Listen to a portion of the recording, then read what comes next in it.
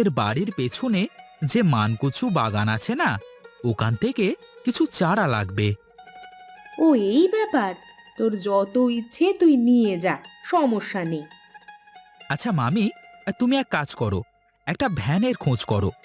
দেখো কোনো ভ্যান পাও কিনা, আর আমি গিয়ে চারা তুলতে থাকি। সে কি, তুই কেন তুলতে যাবি? আমি লোক ডেকে দিচ্ছি, ওরা তুলে দেবে। তার কোনো দরকার নেই। তুমি শুধু একটা ভ্যান দেখে দিলেই হবে, আর আমি কচু তুলতে গেলাম।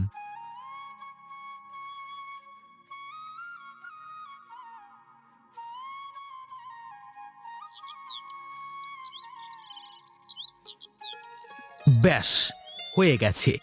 এগুলো হলেই হবে।